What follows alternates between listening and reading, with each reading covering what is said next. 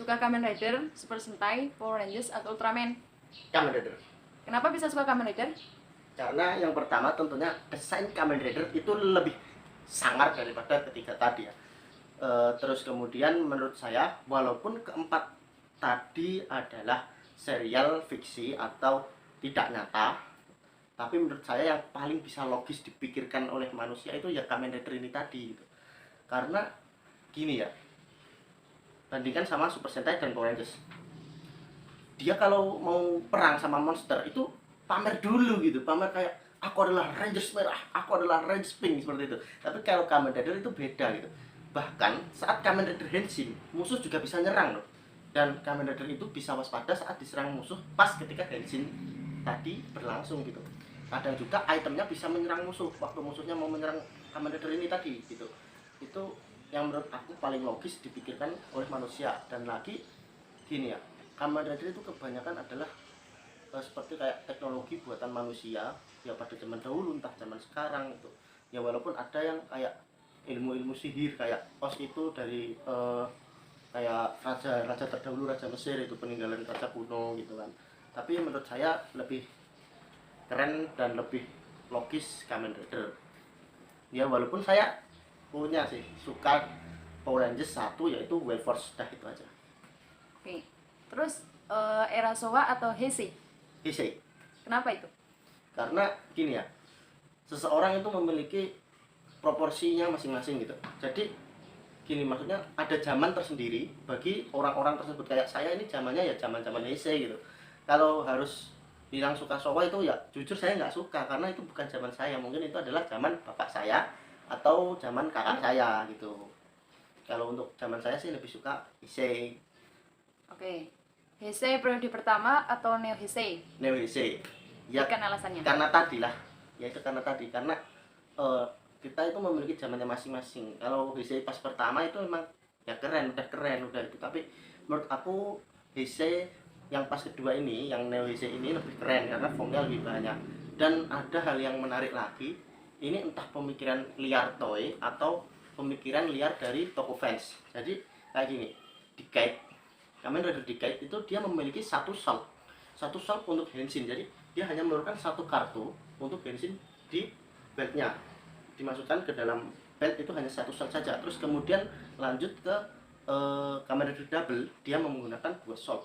Terus kemudian lanjut ke Kamen Rider Os, dia memiliki 3 shot dengan 3 koinnya itu.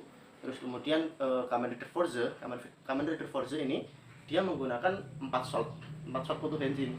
Terus kemudian lanjut ke Kamen Rider Wizard.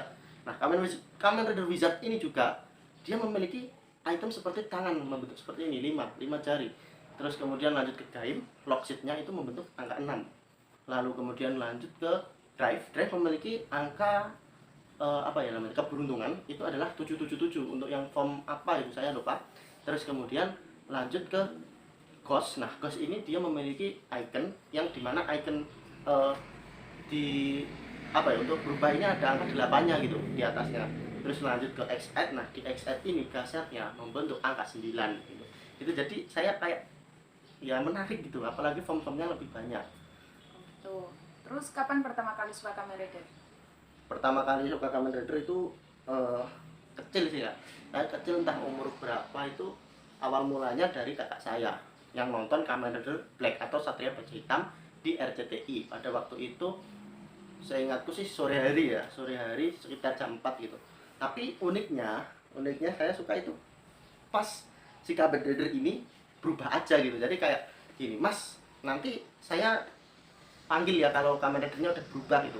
Saya nggak peduli sama cerita waktu itu. Jadi saya cuma suka ya, namanya anak kecil, sukanya pas berubah aja gitu. Jadi saya main di luar rumah, nanti kalau udah berubah kakak saya manggil, Pit, udah berubah gitu. Jadi saya langsung pulang, masuk rumah dan lihat Kamen Rider.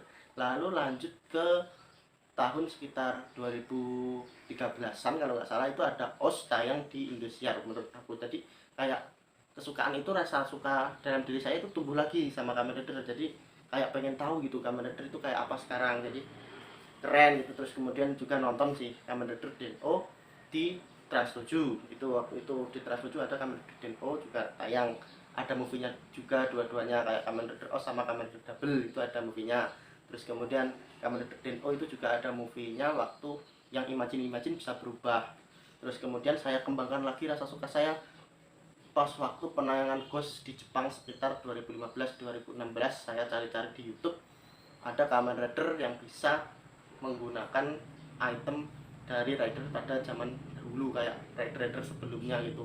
Itu di movie Kamen Rider Ghost yang apa saya juga udah lupa. Jadi pada saat itu kemudian saya tanya sama kakak saya, ya saya nggak tahu karena saya belum meluncur di dunia tokusatsu. Jadi kayak, wah ini ada Kamen Rider keren mas gitu, Kamen Rider Ghost namanya, dia bisa berubah jadi pahlawan-pahlawan terdahulu gitu. Kata kakak saya, "Ah, ampas gitu." Jadi saya nggak tahu kalau Kamen Rider Ghost itu sebetulnya ampas. Ya tahu-tahu ya kalau saya sudah masuk ini, jadi saya tahu gitu.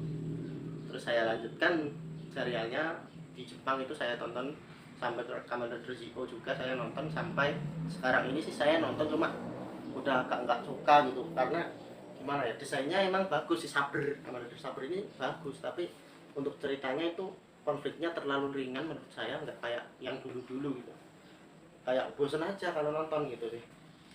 Oke, tolong sebutkan 3 form Kamen Rider yang paling kamu suka dan yang paling tidak kamu suka.